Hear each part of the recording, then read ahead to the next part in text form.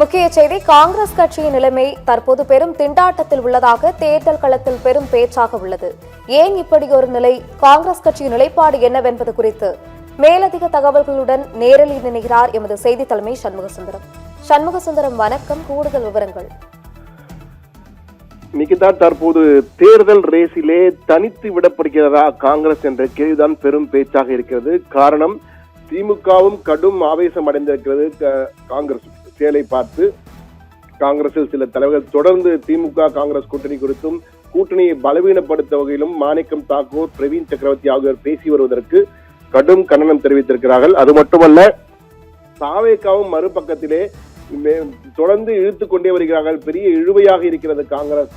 எனவே நாம் தனித்தே செல்வோம் என்ற வகையில் விஜய் முடிவெடுத்திருப்பதாக நமக்கு தகவல் கிடைத்து நாம் செய்தியாக ஒளிபரப்பியிருந்தோம். எனவே இரண்டு பக்கமும் தற்போது காங்கிரஸ்க்கு அடி விழுந்து கொண்டிருக்கிறது. காங்கிரஸ் என்ன செய்வது என தெரியாமல் காங்கிரஸ் கட்சி திணறிக் கொண்டிருக்கிறது தான் கூற வேண்டும். குறிப்பாக திமுக தலைமையுடன் நாம் பேசும்போது திமுக தலைமை நிர்வாகிகள் சிலர் நம்மிடம் தெரிவித்த கருத்து என்னவென்றால், காங்கிரஸ் கட்சியின் மாணிக்கம் தாக்கூர் தொடர்ந்து திட்டமிட்டு இந்த கூட்டணி தொடரக்கூடாது என்ற வகையிலே பேசிக் கொண்டிருக்கிறார். திட்டவட்டமாக நாங்கள் என்னவென்று தெரிவித்து விட்டோம்.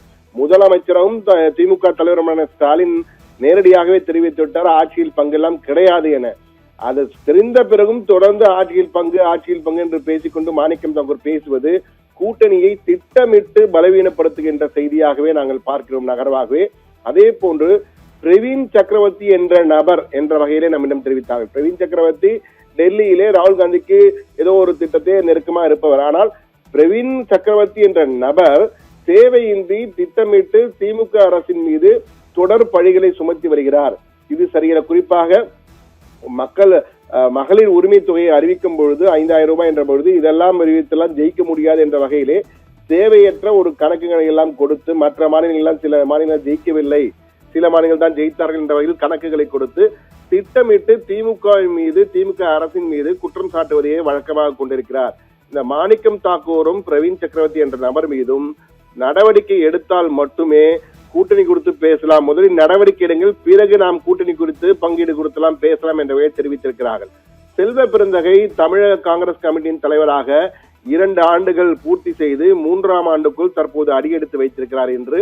இந்த சூழ்நிலையிலே செல்வ பெருந்தகை வெளிப்படையாகவே மாணிக்கம் தாக்கூர், பிரவீன் சக்கரவர்த்தி எல்லாம் செய்கிறார் என்று நேரடியாக பெங்களூருக்கு சென்று காங்கிரஸ் கட்சியின் தலைவராக இருக்கும் மல்லிகார்ஜுன கார்கேவை சந்தித்து பேசியிருக்கிறார். அந்த புகைப்படம் நமக்கு கிடைத்திருக்கிறது. அந்த புகைப்படத்திலே மிக தெளிவாக தற்போது எக்ஸ்க்ளூசிவாக அந்த புகைப்படம் நமக்கு கிடைத்தது. மல்லிகார்ஜுன கார்கேவை நேரடியாக சென்று தமிழக காங்கிரஸ் கமிட்டியின் தலைவர் செல்வ பெருந்தகை சந்தித்து அவரிடம் மாணிக்கம் தாக்கூரும் பிரவீன் சக்கரவர்த்தியும் தொடர்ந்து பேசுவதால் நம்மிடம் திமுகவிடம் நான் தோழமையுடன் பேசுவதற்கே முடியாத அளவு ஒரு சூழலை ஏற்படுத்துகிறார்கள்.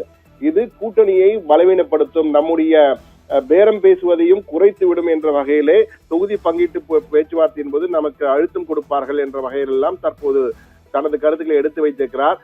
இதையடுத்தான் தற்போது வேணுகோபால் இன்று வந்திருக்கிறார். பாத யாத்திரை எல்லாம் செய்ய போகிறார் என்று காங்கிரஸ் சார்பிலே. இந்த சூழ்நிலையில் காங்கிரஸ் கட்சி இந்த பக்கம் ஒரு திமுக தலைமை தற்போது பொறுமை இழந்து ஆவேசமாக இது போன்ற ஒரு நிபந்தனையை கொடுத்திருக்கார். இதுவரை நீக்குங்கள், பிறகு மற்ற விடயங்களை பேசுவோம் என்ற வகையிலே தெரிவித்திருப்பதாக நமக்கு தகவல்கள் வருகின்றன. மறுபக்கத்திலே தாவேக தலைவர் விஜயும் தற்போது கடும் கோபத்தில் இருக்கார் காங்கிரஸ் மீது. இந்த இருவரை தவிர்த்து வேறு யாரும் தாவேகாவுடன் செல்ல வேண்டும், திமுகவிடம் அதிக இடங்களை பெற வேண்டும், திமுக ஆட்சியிலே பங்கு கேட்க வேண்டும் என்று கூறுகிறார்கள் தவிர தாவேகாவுடன் இணைய வேண்டும் என்று காங்கிரஸ் கட்சியில் யாரும் பெரிதாக ஈடுபாடு காட்டவில்லை. மாணிக்கம் தாக்கூரும் பிரவீன் சக்கரவர்த்தியும் மட்டும்தான் அந்த அளவுக்கு ஈடுபாடை காட்டுகிறார்கள். எனவே காங்கிரஸ் வந்தால் என்ன, வராவிட்டால் என்ன, தனித்து விடுங்கள், நாம் தனியே செல்வோம் என்ற வகையிலே விஜய் முடிவெடுத்து விட்டதாக ஒரு பக்கம் தகவல்கள் வருகிறது. எனவே இரண்டு பக்கமும் காங்கிரஸை பொறுத்தவரை திமுகவிடமும் பேச முடியாத ஒரு சூழலை ஏற்படுத்தியிருக்கிறார்கள் சிலர். இன்னொரு பக்கத்திலே அந்த இருவர் மட்டுமே பேசுகிறார், மற்றவர் யாருமே நம்மிடம் வருவதற்கு ஆர்வம் காட்டவில்லை என்று விஜயும் ஒரு கோபத்தில் இருக்கிறார். எனவே காங்கிரஸை தனித்து விடப்படுகிறது, தேர்தல் காங்கிரஸை தனித்து விடுவார்களோ என்ற சூழல் தான் தற்போது ஏற்பட்டிருக்கிறது. இந்த நிலையில் தான் தற்போது காங்கிரசுடைய மாவட்ட தலைவர் எல்லாம் காங்கிரஸ் பொதுச் செயலாளர், தேசிய பொதுச் செயலாளருக்கும் வேணுகோபால் சந்தித்து பேச போகிறார்.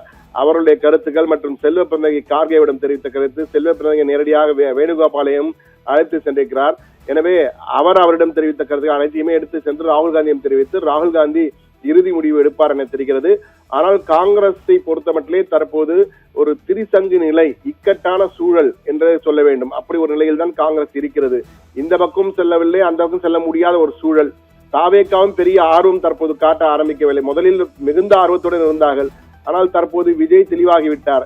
காங்கிரஸ் இழுத்துக் கொண்டே இருக்கிறது, இந்த இழுவை எல்லாம் நமக்கு வேண்டாம், தனியாக களமிறங்குவோம் என்ற வகையிலே தனது முக்கிய நிர்வாகிகளுக்கு தெரிவித்ததாக உறுதியான தகவல் கிடைத்திருக்கிறது. இந்த பக்கத்தில் திமுக தலைமையும் கடும் கோபத்திலே இருக்கிறது.